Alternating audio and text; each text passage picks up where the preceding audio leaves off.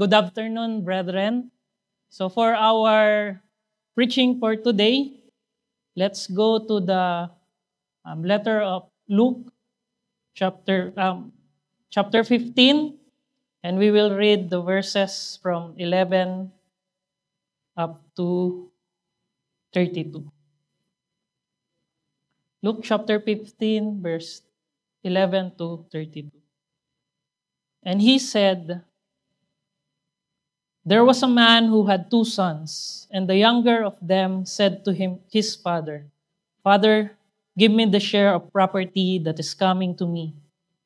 And he divided his property between them. Not many days later, the younger son gathered all that he had and took a journey into a far country. And there he squandered his property in reckless living.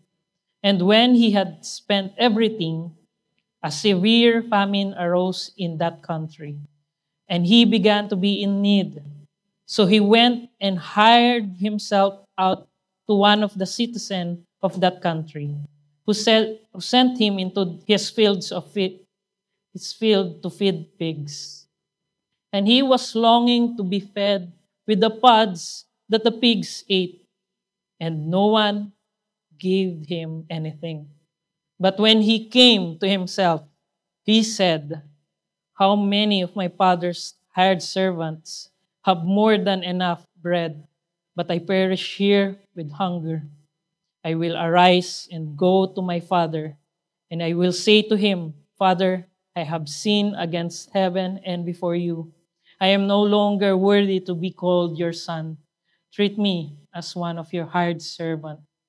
And he arose and came to his father. But while he was still a long way off, his father saw him and felt compassion, and ran and embraced him and kissed him. And the son said to him, 'Father, I have sinned against heaven and before you. I am no longer worthy to be called your son.' But the father said to his servants, 'Bring quickly the best robe and put it on him, and put a ring on his hand and shoes on his feet. And bring the fattened calf and kill it, and let us eat and celebrate.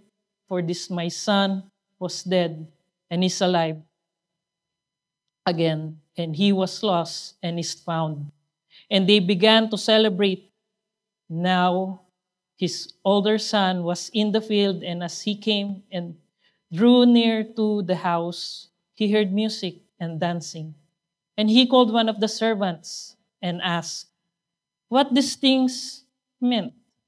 And he said to him, 'Your brother has come, and your father has killed the fattened calf, because he had received him back safe and sound.'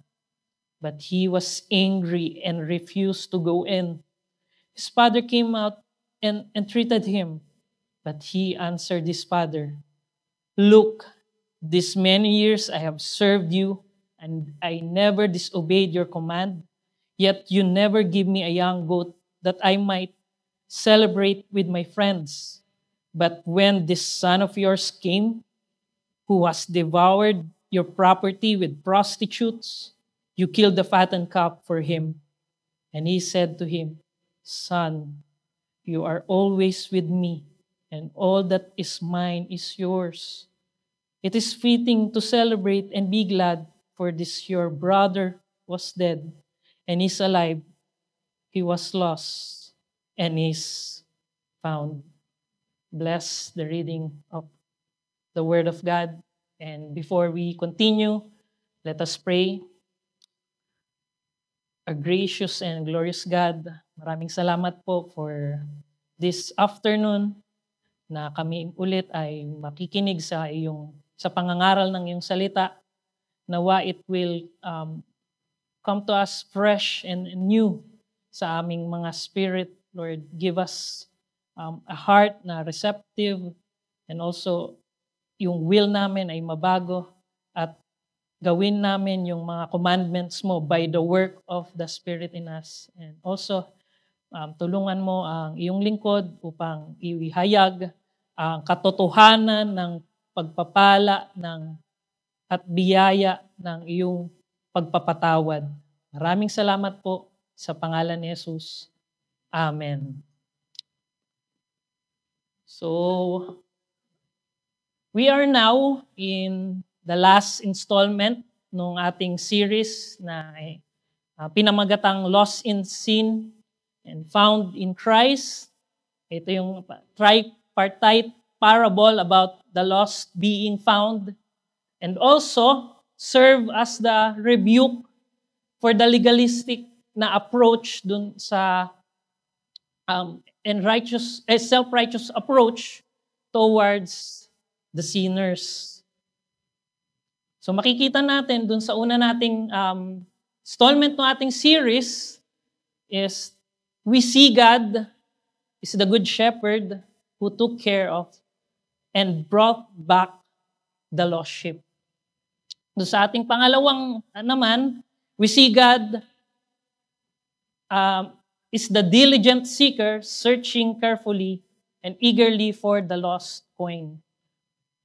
And ngayon, yung ating series naman, yung ating last installment, is in our passage for today, we will witness that God is the forgiving Father who had compassion and mercy towards the sinner or the lost son. So ang ating mensahe is that the dishonorable requests and the way of living of the prodigal son were surpassed by the astonishing act of love of the gracious Father. Ang kahiyahiyang kahilingan at pamumuhay nung alibughang anak ay hinigitan ng nakamamanghang pag-ibig ng mapagbiyayang Ama.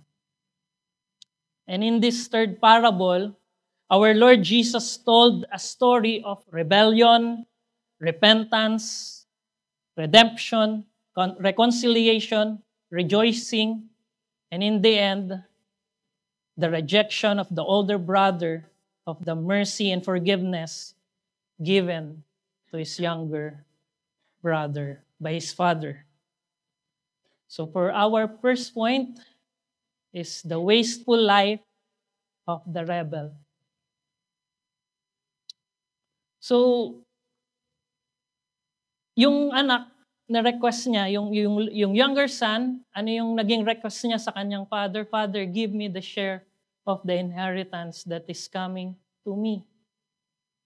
Though there is a wisdom in discussing the division of the inheritance or property with your parents and siblings early on, when your parents are still alive, for the proper expectation and arrangement in the future, so walang masama doon to discuss it ahead, lalo na sa mga meron talagang maraming ipapamana, it will be wise to discuss it ahead sa mga anak at doon sa mga parents na buhay pa sila, but asking for your share of the inheritance to be given to you immediately.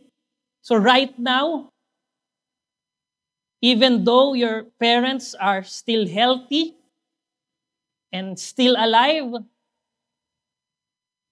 it's like what? It's like wishing them dead. It's like wishing them dead. So parang yung mga challenge ngayon sa social media, how will you say to your parents na mamatay na kayo nang hindi mo sinasabi yung words na mamatay na kayo? So one way is to ask for the inheritance now. Dahil yun yung ginagamit nila para mabuhay, para mag-sustain yung kanilang life, and you want it to get it. So we see, he wanted, yung younger son, he wanted to be freed from his father's authority. He doesn't want accountability. He doesn't want responsibility. He wanted the material possession and blessing his father had for him, But he also wanted his father to be out of the picture, out of his life. Ganun ang dinedemand ng younger son in the parable. We see that the younger son, he doesn't have any profound and deep relationship dun sa kanyang ama. Requesting na ibigay na sa kanya kaagad yung kanyang mana. And in the context ng ancient Middle East na culture, which is meron silang honor and shame na pagtingin sa mga bagay-bagay, this is a dishonorable request doon sa kanyang tatay. It's breaking the fifth commandment which says, honor your father and your mother. And asking for the inheritance na ngayon ibigay mo na sa akin is dishonoring the father. The younger son is outright sinning against his father. He is dishonoring his father. And this scenario reflects the heart of the sinner. This scenario is a picture of the heart of the sinner who just wanted the blessing. They want the blessing, but had nothing to do with the one who gives that blessing, which is God Himself. They want the prosperity, they want health, but not the one who gives them. They want Him dead. Gusto nila ng mga blessing ng Panginoon, pero they are living as if there is no God. And yun din yung sinabi ng psalmist. That's what the psalmist observed. Anong sabi niya? Anong sabi ng psalmist? The fool say into his heart, there is no God. But let not assume na itong this is just applicable only dun sa mga tao na walang relationship sa Panginoon. Could be applicable to each and every one professing that we are Christian. Question: what area in your life do you want God to be out of the picture? Na ayaw mong pakialaman ni Lord yung area ng life mo na yon. It's like a little sin, private sin.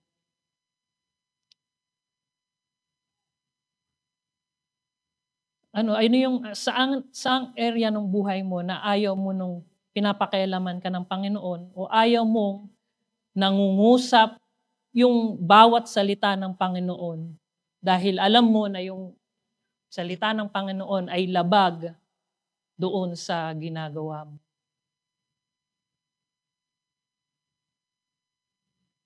And after i-request yun yung younger son, after niya i-request yun doon sa kanyang father,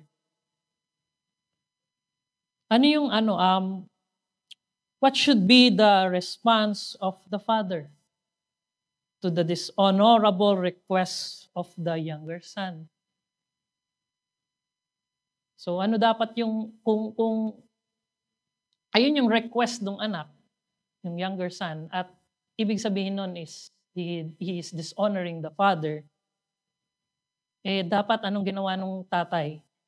He should have slapped his face. One slap and another, a backhand slap siguro.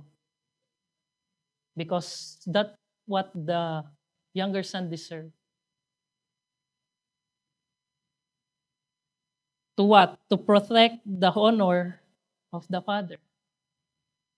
And he should rebuke him harshly. Di ba? Ano yun? Wala kang galang. Wala kang galang, bata ka. ganun yung tunuhan nung tatay dapat. Bakit ayan ang nire-request mo sa akin, malakas pa ako at buhay. But in our story, hindi ganun yung tinakbo ng istorya. What is the response of the father dun sa request nga nung anak? He divided his property between them.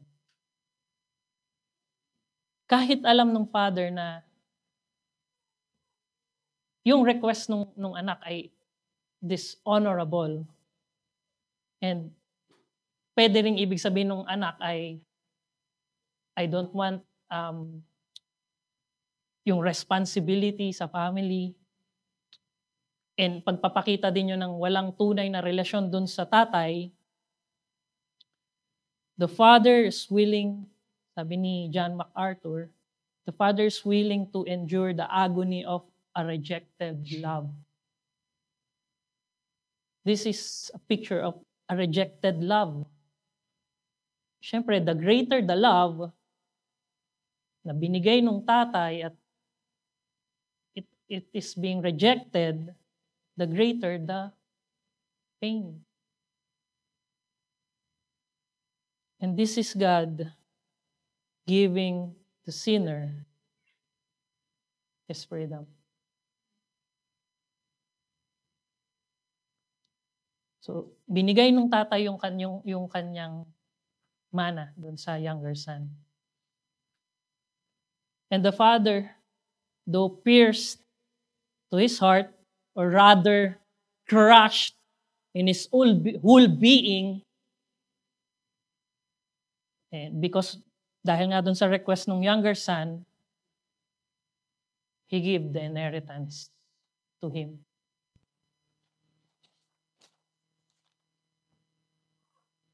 And imagine the pain. Imagine the agony. Ikaw yung nagpalaki. Ako hindi, wala pa akong anak. Pero siguro makaka-relate yung mga tatay na yung anak mo na pinalaki mo, hindi mo hinayaang masaktan, binigay mo ang lahat, pero ayaw niya ng tunay na relationship sa iyo. At gusto niya nang kumawala early on dun sa pamamahala mo sa kanyang buhay. And imagine the agony and the pain, the father seeing his son whom he loved, and the son is having greater delight in leaving his side. Imagine the pain. Greater love, the greater the pain. So after na makuha na nung younger son yung kanyang inheritance, not many days later, the younger son gathered all that he had and took a journey into a far country. And there he squandered his property in reckless living. So, dito nakuha yung title nung ating parable. So, kung makikita natin yung header niyan, The Parable of the Prodigal Son. So, yun, not many days later ay pumunta, iniliquidate niya yung kanyang yung estate. Kasi hindi ito cash eh. Ito ay lupa, hayop, yung siguro crops din. Tapos binenta niya. And umalis siya. Umalis yung pumunta sa malayo. Then he spent it. So not many days later nga, gathered all and took into a journey to a far country. So gusto niya talagang lumayo sa kanyang tatay, squandered his property in reckless living. So doon nakuha yung title or header nung pag nakikita natin siya sa Bible natin, karamihan ng title ng Prodigal Son. Prodigal means wasteful. So sa Tagalog, mapagwaldas, mapaglustay, o mapagtapon. And this is what the sinner does. Doon sa mga resources and gifts na binigay sa kanya ng Panginoon. But ultimately, he is wasting what? his very life.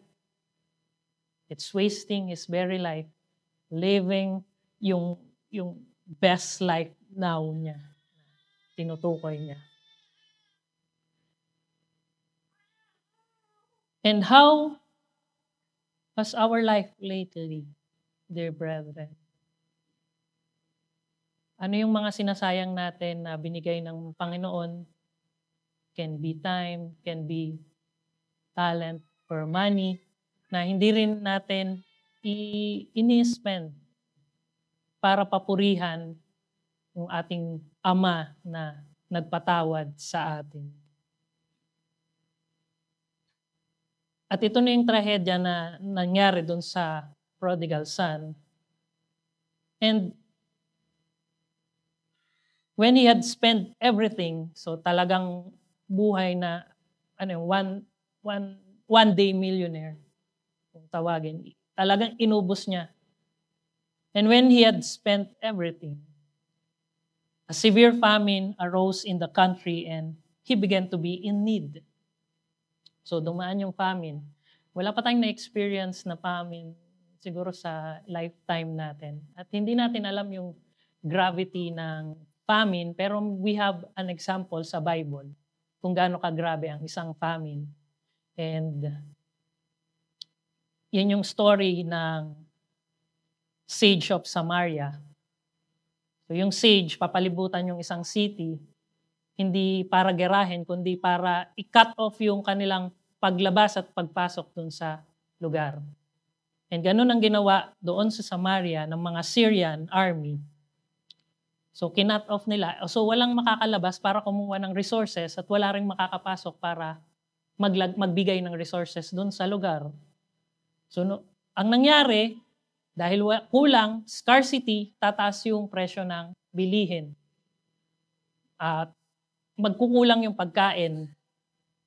Makikita natin yan doon sa story na even yung mga hindi talaga nila kinakain, binibenta na para kainin.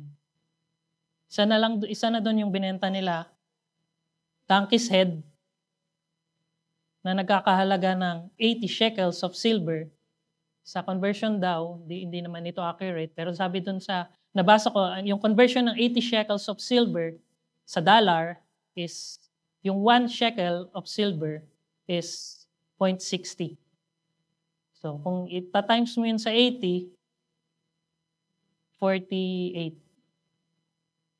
Kalkulada na dito. 48. Hindi ako magaling mag-math kaya sinulat. So $48. Magkano 48 ngayon sa Philippine peso? Isang ulo ng donkey magkakahalaga ng 270. 2,000 pala. 2,700 pala. Sorry. 2,700. So kung mas tight pa yung budget ng mga tao nasa loob, pwede naman sila. May second option sila. Dove's dung. Nagkakahalaga ng 5 shekels of silver. Sa Philippine peso, 170. So sabi nila yung dove's dung sa ibang mga komentary, yung dove's dung daw ay isang uri ng herb na pwedeng kainin. Pero sabi nung iba, dove's dung is what you read, is what it is.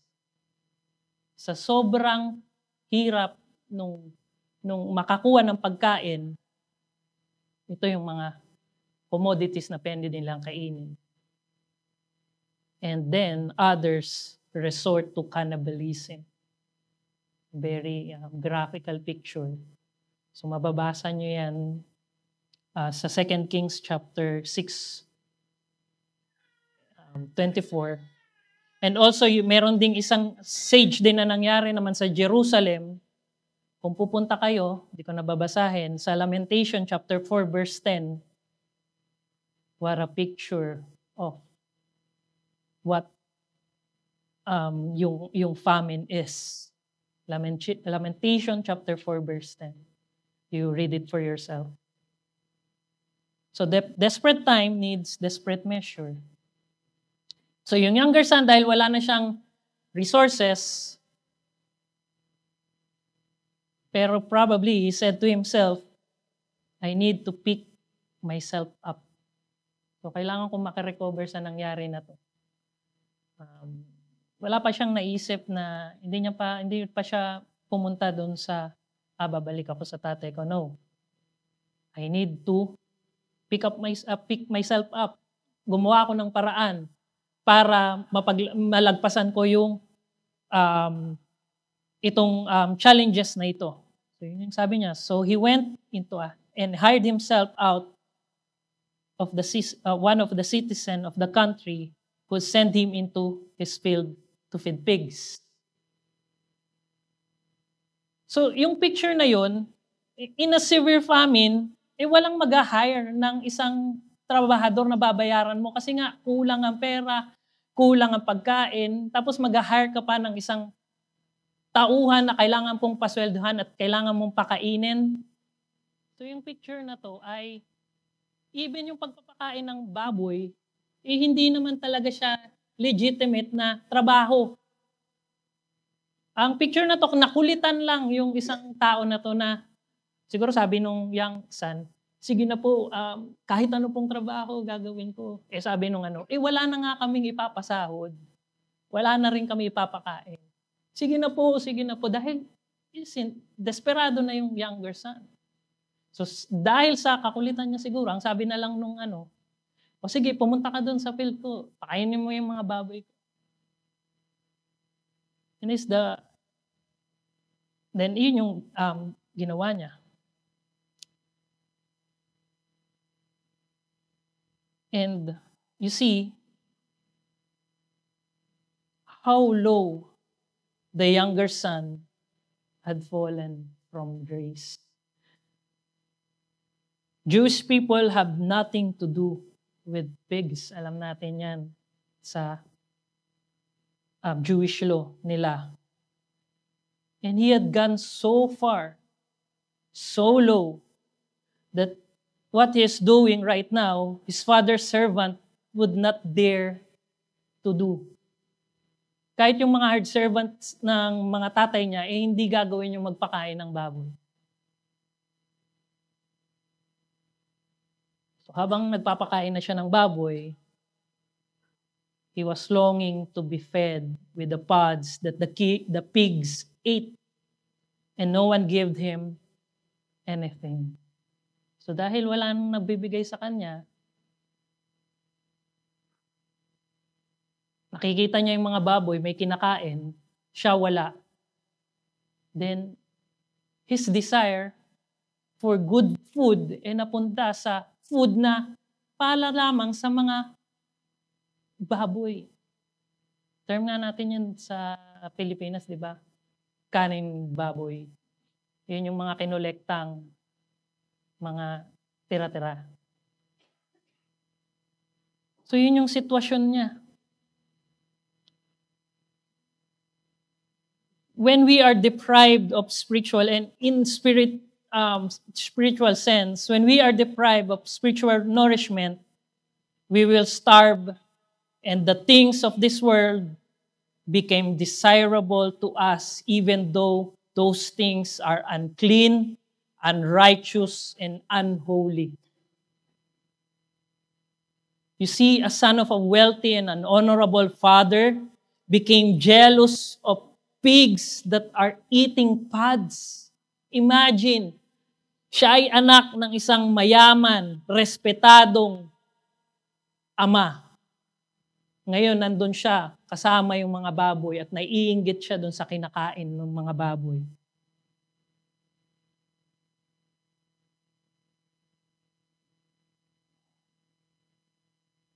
In a spiritual sense, brothers and sisters, if we are kung tayo ay natatempt to slander others, to elevate our own reputation by gossiping, naiinggit tayo doon, remember that we are secure in Christ. If we are tempted to have a relationship with an unbeliever, remember, God has prepared a husband, a wife for us.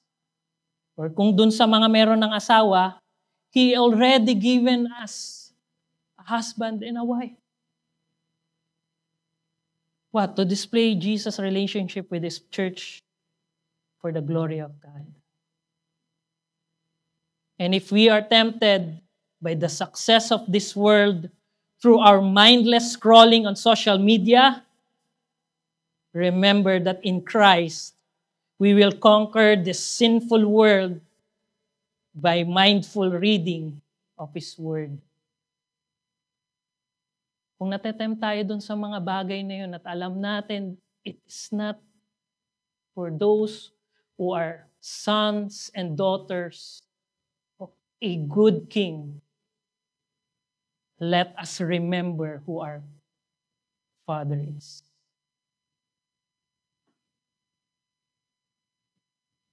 This is the picture of the sinner in his lostness, in his blindness, in his deadness.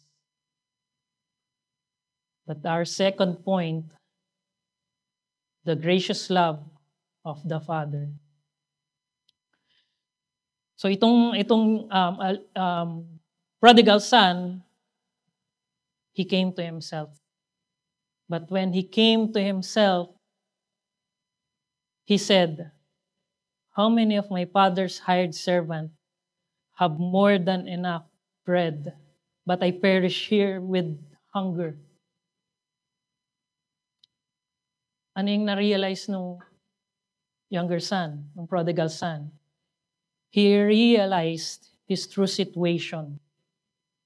Hindi na siya nag-isip ng ibang paraan.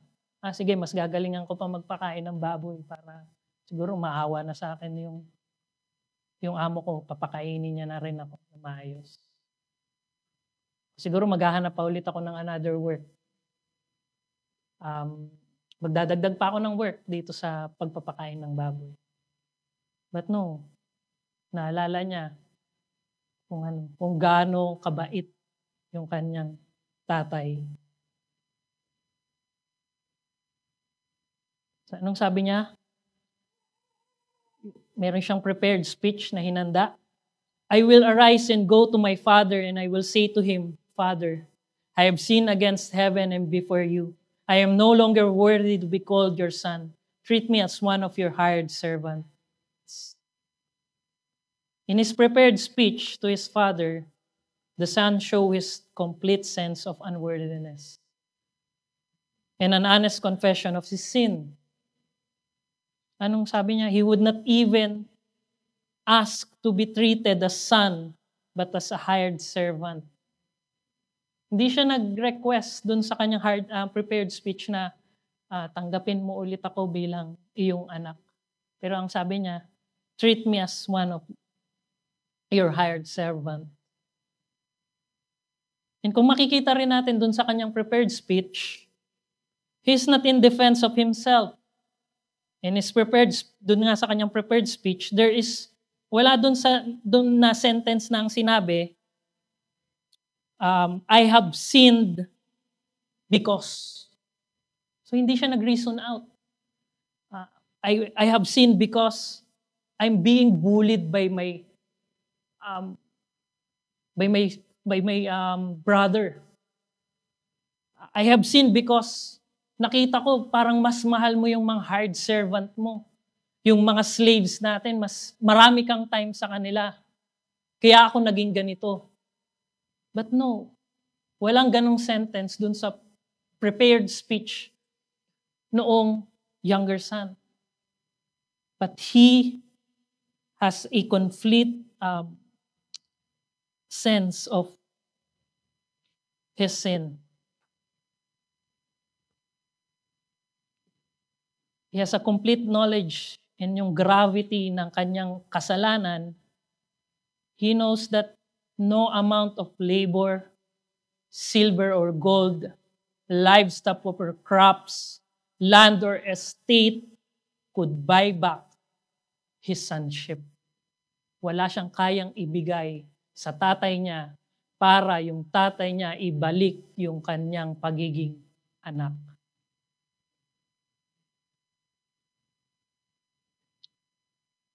So no amount of ministry or piety, church attendance, or even performance, no amount of price not even self-sacrifice can save a lost sinner. That's the reality. And ultimately, alam nung anak na kanino siya nagkasala. Sabi niya doon, I sin against heaven. Meaning, he sinned against God himself. Ayun yung picture ng tunay na repentance. And he arose. After niyang mag-prepare ng prepared speech, di lang siya nagstay na, ay, ito yung sasabihin ko, pero nandun pa rin siya, nagpapakain pa rin siya ng baboy, iniisip niya pa rin kung may kukuha ulit siya ng ibang trabaho, o mas gagalingan niya pa. Hindi. After that, ano yung sabi? He arose and came to his father. The prodigal son, first he thought. Then he didn't stop at thinking. He didn't just feel sorry and think about repenting. Di niya lang inisip na magre-repent siya.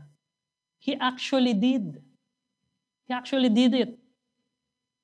He went back to his father. And merong preaching si Spurgeon about this, thinking about repenting. Dun sa kanyang preaching entitled The Turning Point, and ito yung sinabi niya, and I quote, "Some of you whom I now address have been thinking and thinking and thinking, till I fear that you will think yourselves into perdition.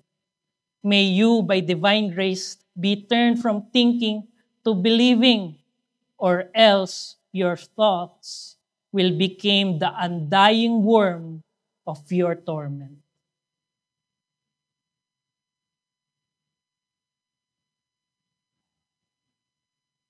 Yun yung sabi ni Spurgeon sa mga nag-iisip na mag-repent, but hindi dumating doon sa pagbalik sa Panginoon. Meron tayong term doon sa mga halang yung kaluluwa, 'di ba? Ano yung tawag natin sa kanila? Ano yung sinasabi natin sa kanila pag nakikita natin yung karahasan, krimen na ginagawa ng mga tao na yon? Sinasabi natin, buhay pa yung tao na yan, sinusunog na yung kaluluwa sa impyerno.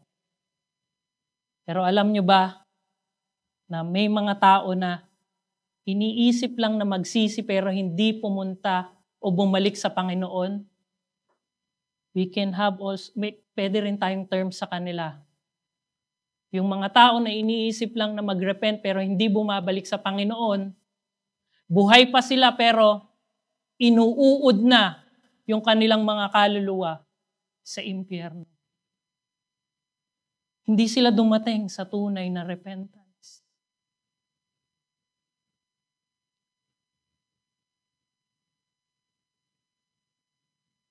It's because they only have a worldly sorrow and hindi godly sorrow. Brethren, don't let this undying worm eat your brain and eventually your whole inside, dragging you to hell. This is faith over intellectual overthinking. Stop relying solely on human reasoning and start trusting in Christ through simple, childlike faith. Diba yun naman yung tinuro ng Panginoon? Magkaroon ka ng isang pananampalataya na katulad ng isang bata.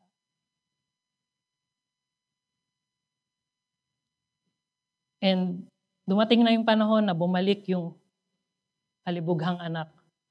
At ano yung nabasa natin? But while he was still a long way off, his father saw him and felt compassion and ran and embraced him and kissed him. Seeing a man na may magandang robe at is dignified in his stature and composure, Kasi ganito yung tatay dito sa yung picture ng tatay. Suddenly, nakita mo na kinuha yung laylayan ng kanyang robe, in-expose yung dapat hindi ma-expose na sa Middle East, yung legs. Tapos nakita mo tumakbo. It's an unusual thing na makita mo yung ganong ka-dignified na tao na tatakbo. It's like a president na nakita mo, biglang tumakbo.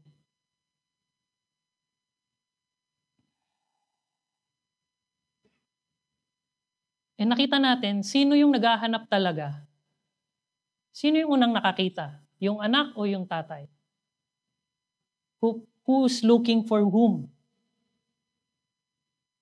Is it the son who went back and looking for his father, or is it the father who is looking for his son? So, yun na yung senaryo. So, habang nakikinig yung mga Pharisees dun sa kwento, ano kaya ina-expect nila na gagawin dapat ng father? Because they are legalistic. Alam nila na dishonor nung younger son yung kanyang father. What the Pharisees expect to happen when the running father finally gets to his son? Ano yung ina-expect nila na mangyayari? Tumakbo yung tatay para tampalin. Tsaka birahan, 'di ba, sa sikmura. Yun yung ina-expect nila na mangyayari. That's the exciting part siguro, sabi ng mga Pharisee. So kung i-edit lang siguro nila yung parable, sasabihin nila, it will go like this. His father saw him and felt furious and ran and slapped him and spat him. So yun yung mangyayari dun sa story. Pero dahil ayun yung deserve nung younger son. Pero nakita natin, anong kamay yung sumalubong dun sa alibiguhang anak? Is it the hand na gustong mag-get even dahil dun sa ginawa?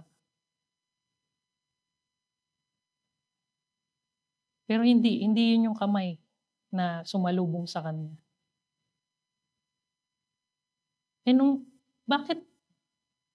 Magtatanong kayo, bakit tumakbo yung tatay? Ba't siya tumakbo?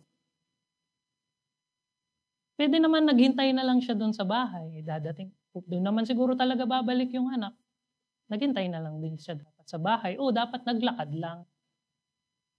Magtatagpo din naman sila. Pero bakit tumakbo? Siguro, gusto niyang unahan yung mga manlilibak tsaka mananakit dun sa anak niya kasi alam nila yung dun sa village nila kung ano yung ginawa. Tapos, dapat siya yung mauna na mananakit tsaka mananapak. Kasi di ba ganun yung mga gustong gumante? Ako dapat yung makauna. Pero hindi rin eh.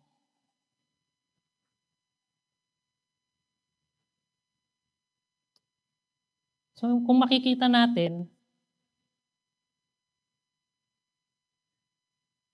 yung tatay, marahil, tumakbo siya nga para unahan yung mga manlilibak at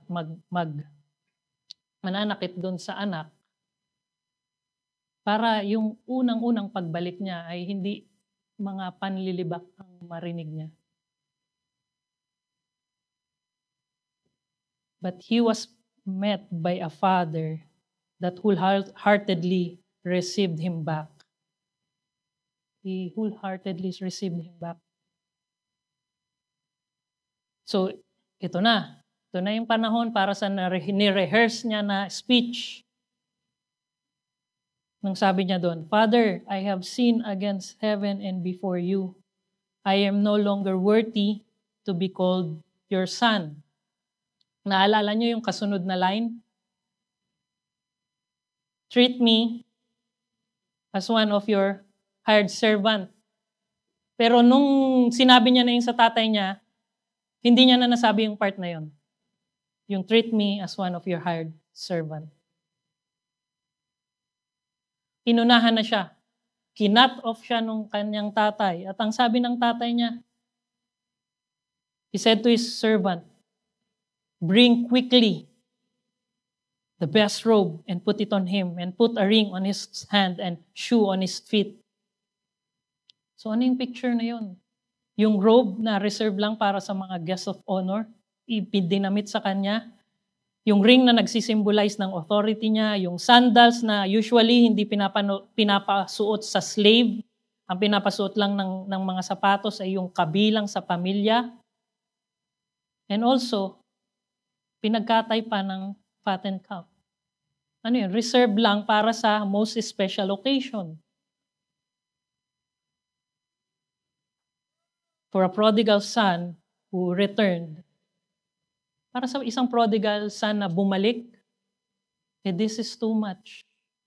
This is too much. This is beyond mercy. This is grace.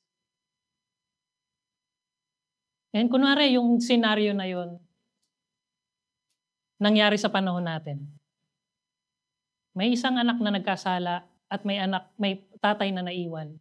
At same scenario, may bumalik yung anak doon sa tatay. And may nangyari, may nakapag-video. At nung nag-video, nag-viral. So nag-viral siya, pinost. So hashtag niya, nakalagay, hashtag, salbahing anak, hashtag, utu-utong tatay, and hashtag, konsentidor. Yan yung nakalagay doon sa pinost. Ano kaya yung mas maraming reaction? Like? Dislike? Heart? Laugh? O angry? Kung mapapanood yun ng mga tao ngayon, yung nangyari na yun, ano kaya yung reaction nila? So pwede rin tayo pumunta dun sa comment section. Basa tayo ng comment section. Sabi nung isang pariwarang anak at isang konsentidor na ama, bagay nga kayong magsama. Tapos, sige, basa pa tayo. A stupid father welcomes back his insolent son. What a joke. Isa pa tayo. Gagawin niya lang din yan ulit sa'yo. Bakit ka nagpaloko, itay?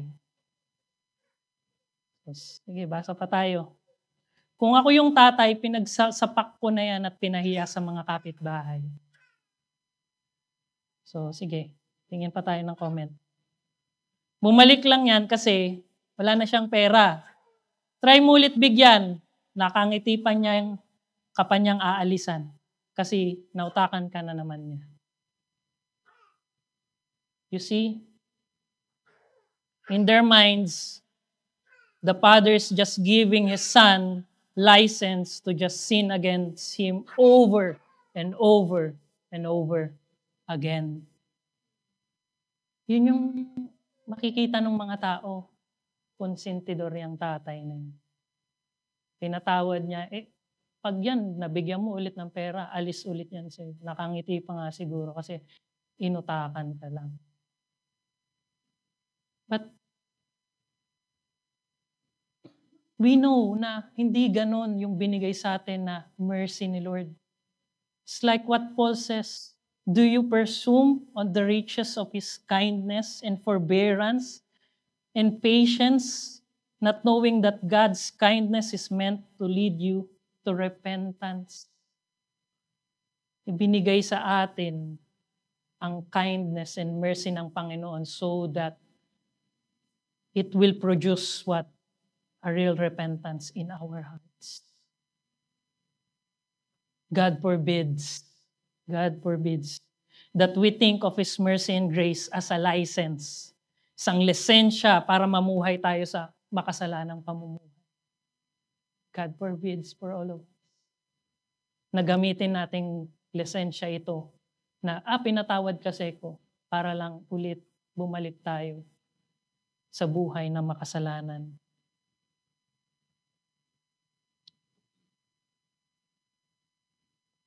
And alam naman natin na in this society na nabubuhay tayo ngayon, we're living right now, na alam natin na kaliwat kanan yung krimen, yung corruption, yung kasamaan, yung mga comment na yun, they are just crying out for justice for the Father.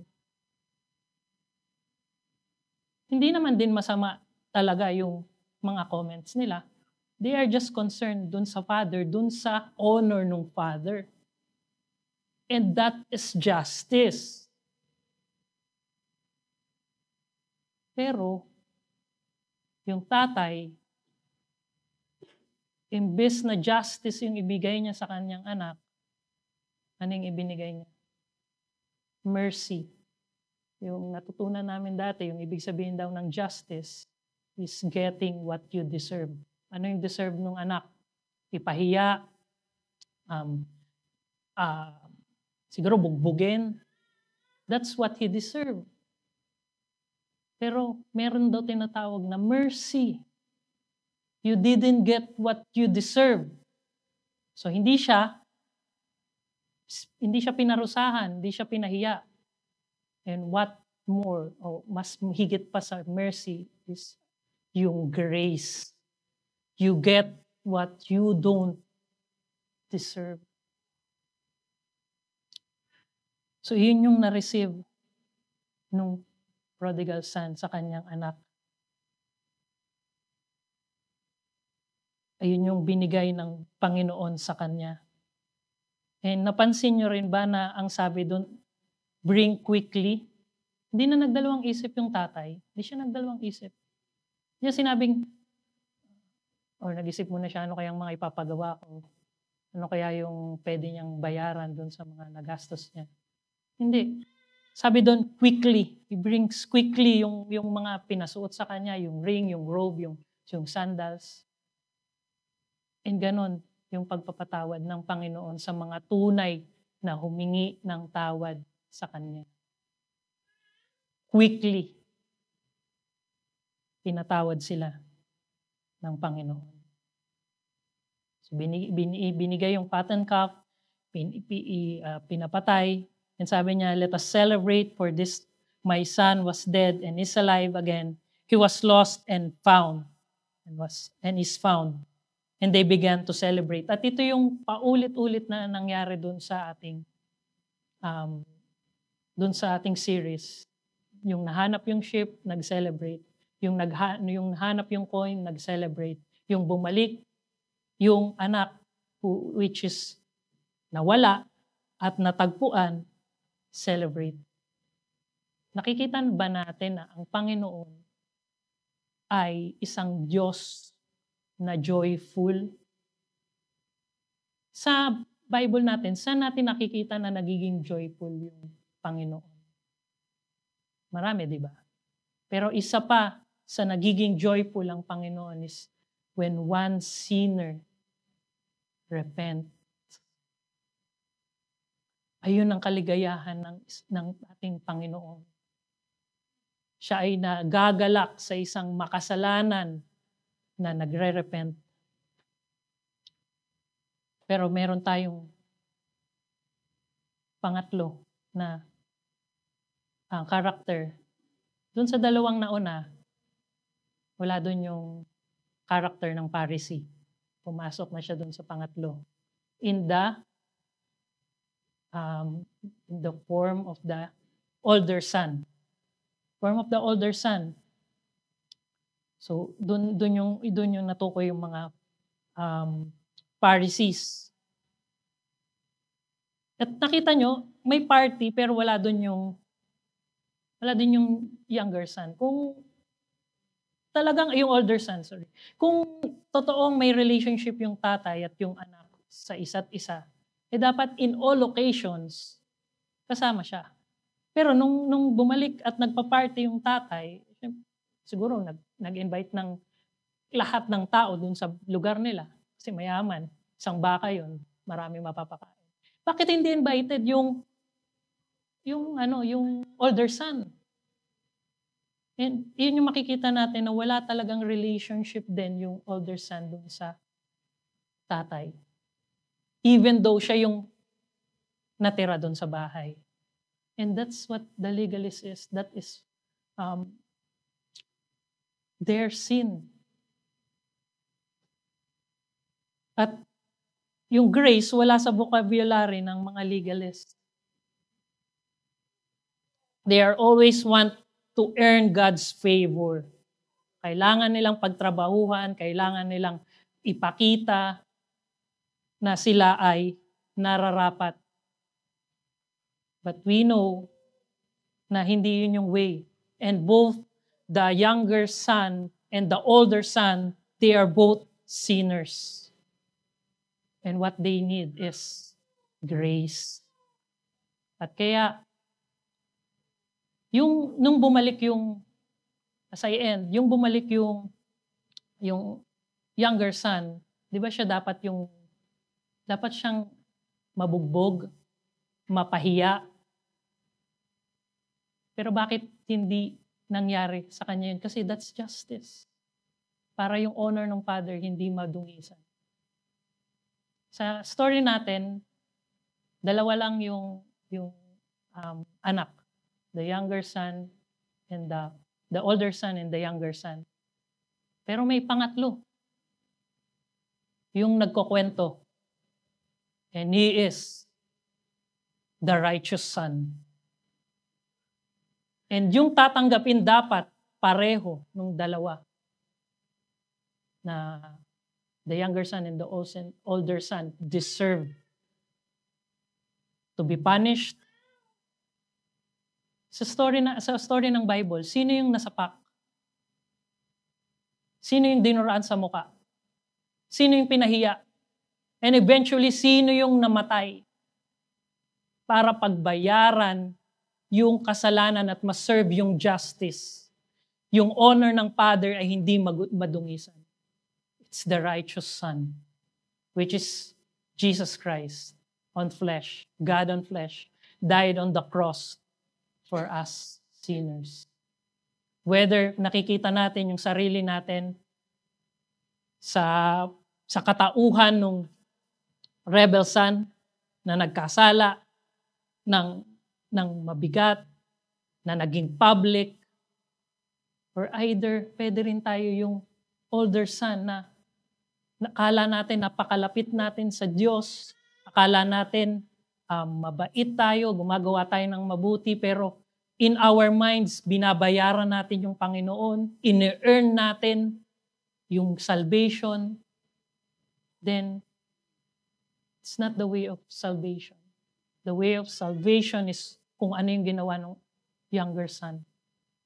Through repentance, inako niya yung kasalanan niya, kinilala niya ulit kung ano yung kabutihan ng kanyang ama. At hindi lang siya tumigil sa pag-iisip, siya ay bumalik para humingi ng tawad at siya ay nakatagpo ng kapatawaran. Let's pray. A gracious and glorious God, maraming salamat po sa iyong salita na aming napakinggan, sa story na to na maraming beses na po naming napakinggan. Pero nawa po sa tuwing mababasa namin ito, ma-remind kami na, Lord, any kind of sin, kung kami man ay nasa katauhan ng rebeldeng anak, or kami man ay nasa katauhan ng legalistic na anak, there is this righteous Son, which is the God incarnate, Jesus Christ, na siyang nagbayad ng aming kasalanan, na kami dapat yung makatanggap ng punishment, ng pagpapahiya, ng mga parusa. But through the cross of Christ, kami po ay nakatagpo ng di lamang mercy, more than mercy. We receive grace from you, O Lord. Kaya maraming salamat po na patuloy kami na manahan sa grasya na ito. Patuloy naming ihayag ito sa buhay namin every day as we continue living not to earn your love, but to remember how gracious, how loving our Father is. Maraming salamat po sa pangalan ni Jesus. Amen.